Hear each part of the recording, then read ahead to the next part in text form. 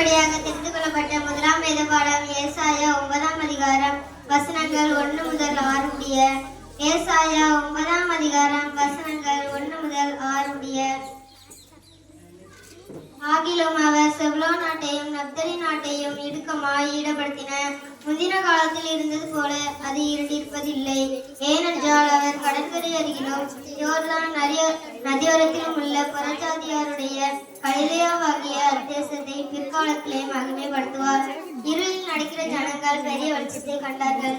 மரண இருளில் தேசத்தில் குடியிருக்கிறவர்கள் மேல் வெளிச்சம் பிரகாசித்தது. அந்த ஜாதியை திரளாக்கி அதற்கு மகிழ்ச்சியை பெருக பண்ணினீர். அருகில் மகிழ்ந்திருக்கிறது போலவும் கொள்ளையை பங்கிட்டு கொள்ளுகையில் களி கூறுகிறது போலவும் உமக்கு முன்பாக மகிழ்ந்திருக்கிறார்கள்.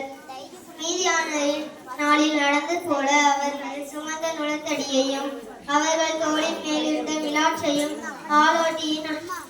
ஆலோட்டியின் கோலையும் முடித்து போட்டீர். அமளியா என்ற மனிதர் வீரருடைய ஆயுதங்களும் இரத்தத்தில் புரண்ட உடுப்பும் அக்கினது இரையாக சுட்டெடுக்கப்படும். நமக்கு ஒரு பாலகன் பிறந்தார், நமக்கு ஒரு குமாரன் கொடுக்கப்பட்டார். கர்த்தத்துவம் அவர் தோளின் மேல் இருக்கும். அவர் நாமம் அதிசயமானவர், ஆலோசனை கர்த்தா, வல்லமையுள்ள தேவன், நித்திய பிதா, சமாதான பிரபு எனப்படும். வாசிக்கும்படியாக தெரிந்து கொள்ளப்பட்ட முதலாம் வேத பாடம் வாசித்தேன்.